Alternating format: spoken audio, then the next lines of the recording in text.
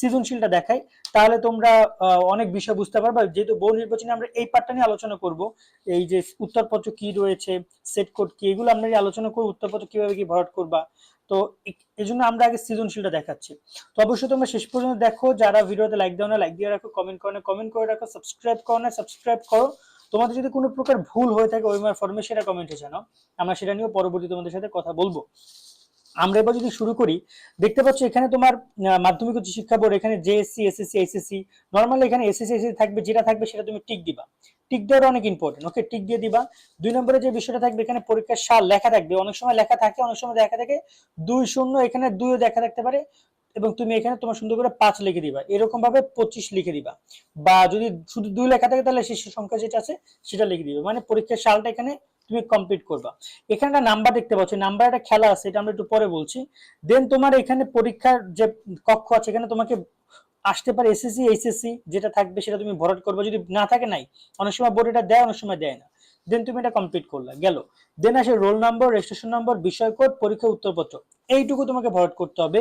এই অংশটা না, এই অংশ তোমাদের দাগও দেওয়া যাবে না, এটা লেখাই আছে যে পরীক্ষক প্রধান পরীক্ষকের অংশ, এবং এটা হচ্ছে উত্তরপত্রের অংশ, এগুলো সব বাদ, তোমরা জাস্ট এইটুকু পূরণ করবা। ওকে, দেন এটুকু কিভাবে পূরণ করবা, আমরা অলরেডি এর আগে ভিডিওগুলোতে এগুলো দেখিয়েছি, যাই এগুলো আমি দেখাচ্ছি না, তোমাদের সরাসরি পূরণ করে দেখিয়ে দিচ্ছি। সাপোজ তুমি সবসময়ের জন্য ওএমআর ফর্মে যখন তুমি লিখতে যাবা, তখন তুমি বাম পাশ থেকে লেখা শুরু করে ডান পাশ থেকে লিখবা। কেন তুমি বাম পাশ থেকে লিখবা? কারণ তুমি যদি ডান পাশ থেকে লেখো, তাহলে একটা সময় হাতের আড়ালে পড়ে যাচ্ছে, তুমি কি লিখতেছো এই যেগুলো আমি দেখতে পাচ্ছি না, আমার হাতের আড়ালে পড়ে যাচ্ছে। সেই জন্য কি হবে, তুমি যদি ভুল হয় তুমি দেখতেও পারবা না। তাই তুমি সবসময়ের জন্য বাম পাশ থেকে লেখা শুরু করে ডান পাশের দিকে আগাবা।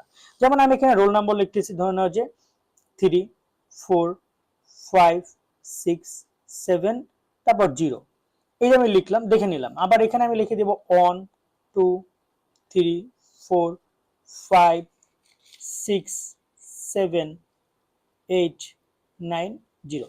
ওকে, আমি এভাবে লিখে দিলাম। ওকে, কমপ্লিট। এভাবে আমি আমার আগে সুন্দর করে রোল নম্বর, রেজিস্ট্রেশন নাম্বার এবং বিষয় কোডটা আমি লিখে ফেলবো। কখনোই ভরাট করবে না তুমি। ধরো তুমি রোল নম্বর লিখছো, রোল নম্বর ভরাট করলো, রেজিস্ট্রেশন নম্বর লিখছো, রেজিস্ট্রেশন নম্বর ভরাট করলো, তা করবে না। এডমিট কার্ড দেখে আগে এই 3টা ইনফরমেশন লিখে ফেলবা, লেখার পরে দেন তুমি মনোযোগ দিয়ে ভরাট করবা। এভাবে ধরে ধরে ভরাট করার চেষ্টা করবা। 3 আছে, 3 কোথায়? এখানে 1, 2, 3, 3 এর যে ঘরটা পাবা, পুরো সবগুলো 3 থাকবে, সেই 3 এর ঘরটা তুমি পূরণ করবা, ভরাট করবা। ভরাট করার ক্ষেত্রে কোনোভাবে এরকম ভরাট করা যাবে না, যেমন ধরুন আমি তোমাকে বুঝাই যে এরকম ভাবে না, এরকম ভাবে না।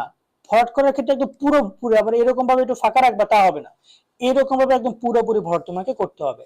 4 যেটা আছে, আমি 4টা ভরাট করলাম। তারপরে আমাকে যেটা 5 আছে, এই যে 5, আমি 5 ভরাট করলাম। তারপরে এখানে যে 6 রয়েছে, 6 ভরাট করলাম। ওকে, তারপরে এখানে দেখতে পাচ্ছ 7 রয়েছে, 7 ভরাট করলাম।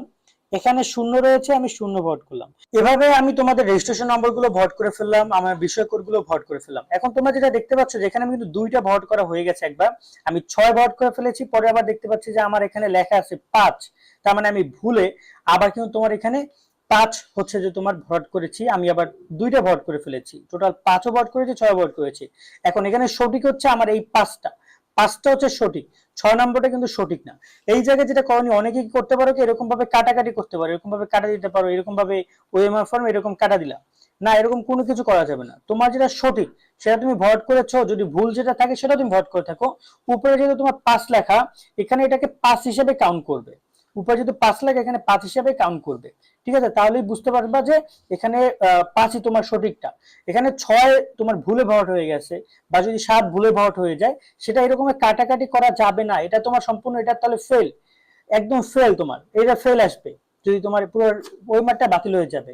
সেই জায়গায় কোনোভাবে এই অতিরিক্ত যদি ভরাট হয়েও যায়, সেটা তুমি দাগাদাগি কাটাকাটি করবে না, সেটা ওভাবে রেখে দাও, পরবর্তী নেক্সট তুমি ভরাট করো। ওকে, নেক্সটটা ভরাট করো। এবং এখানে একটা ব্যাপার হচ্ছে, এই যে দেখতে পাচ্ছ আমি এটা দাগ দিচ্ছি, এখানে একটা দাগ দিচ্ছি, এরকম যদি কোনো দাগাদাগি থাকে, তাহলে কিন্তু সেই ওএমআর ফর্মটা বাদ হয়ে যাবে। কোনো অবঞ্চিত দাগ দেওয়া যাবে না, এই যে দেখতে পাচ্ছ কালি কলম দিয়ে ব্যবহার করতে হবে। এবং তোমাদের ওএমআর ফর্মের নিচে পিছনে পেজে তারা লিখে দিবে যে কোনো প্রকার অতিরিক্ত যেন কোনো দাগ না থাকে, সেই বিষয়টার প্রতি মনোযোগী তোমাদের হইতে হবে। এবং এখানে দেখতে পাচ্ছ যে বিষয় কোড একইভাবে, রেজিস্ট্রেশন নাম্বার একইভাবে ভরাট করবা। সমস্যা স্টেজে যদি 2টা ভরাট করে ফেলো, সেক্ষেত্রে এটা স্কিপ করবে, আর সে চেষ্টা করবা যে কোনো প্রকার যেন দাগ না পড়ে। এবং সবার শেষে এসে এখানে অতিরিক্ত উত্তরপত্রের জন্য মোট সংখ্যা, মানে তুমি কতগুলো অতিরিক্ত উত্তরপত্র অর্থাৎ লুজ শিট নিয়েছো সেগুলো তুমি অ্যান্সার লিখবে, এটা সবার শেষে লিখতে হবে। সাপোজ ধরো আমি 2টা নিছি, তাই আমি এখানে লিখবো 0 2, এখানে আমি 0 ভরাট করব এবং এখানে আমি 2 ভরাট করব। এই জিনিসটার প্রতি খেয়াল রাখবা।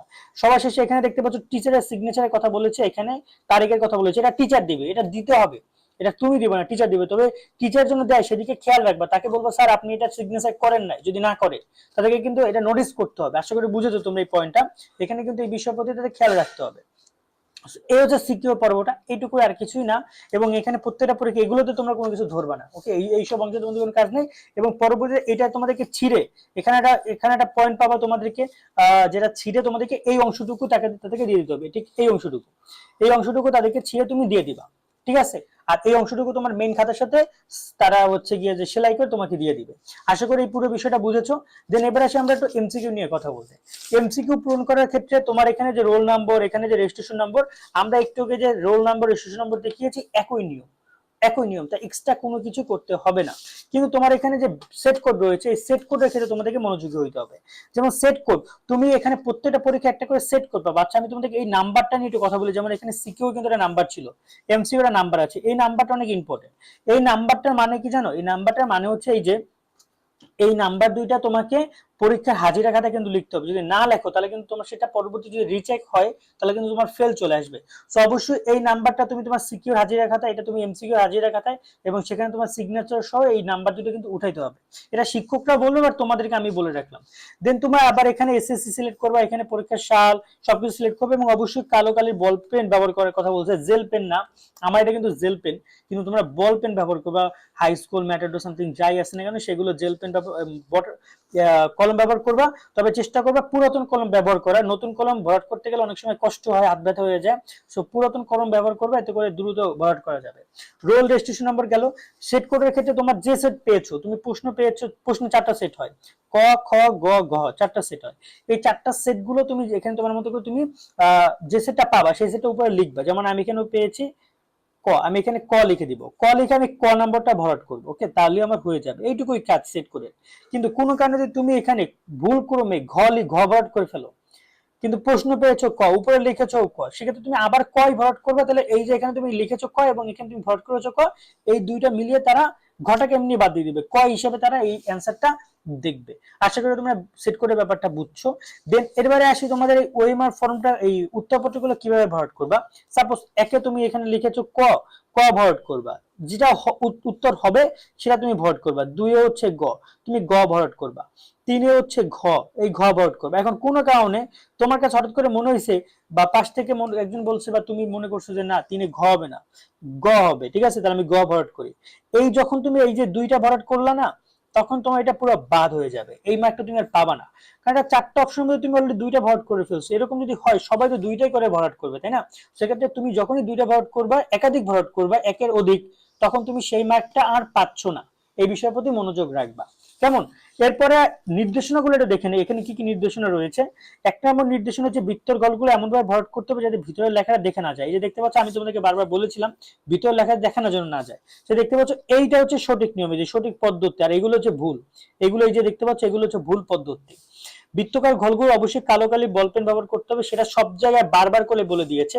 জেল পেন না, বল পেন ব্যবহার করবা। 3 নম্বর হচ্ছে উত্তরপত্রে কোনো অবস্থিতি অবস্থিত দাগ দেওয়া যাবে না। এই যে আমি এটা দাগ দিলাম, এই যে দাগ দিলাম, এই যে দাগগুলো দিচ্ছি, এই যে দাগগুলো দিচ্ছি, এগুলো দেওয়া যাবে না, দিলে খাতা বাতিল হয়ে যাবে। তারপরে বলেছি যে পরিষ্কার পরিচ্ছন্ন খাতা, পরিষ্কার পরিচ্ছন্ন ভাঁজবিন উত্তরপত্র মেশিনের জন্য অপরিহার্য। ভাঁজবিন মানে এই তুমি যে ভাঁজ করলা, এই যে খাতাটা ভাঁজ করলা না, এটা এই মুহূর্তে মেশিনে নাও ধরতে পারে, এটা বাতিল হয়ে যেতে পারে। তাই চেষ্টা করবে একদম নিট অ্যান্ড ক্লিন রাখা, কোনো প্রকার ভাঁজ যেন না পড়ে। কেন এটা ওএমআর ফরম্যাটে এরকম ভাবে ঢুকাবে, যেরকম ভাবে তোমরা স্ক্যান করো না, বা তোমরা ওয়েমার ফর্ম কিভাবে হয়, ওয়েমার মেশিন সেটা দেখে নিও, তাহলে বুঝতে পারবা। ভাঁজবিন অনেক ইম্পর্টেন্ট। সেট কোড না লিখলে, বৃত্তপাত না করলে উত্তরপত্র বাতিল হবে। যেখানে বাতিল শব্দটা চলে গেছে ওই পাশে, যাই হোক না কেন বাতিল হবে। যদি তোমরা এই জায়গাতে ভুল করো, এই জায়গাটা ভুল করো, দেন তোমার উত্তরপত্র বাতিল হবে। আশা করি পুরো বিষয়টা বুঝছো তোমাদের ওয়েমার ফর্মে কি কি সমস্যা হয় না না হয়।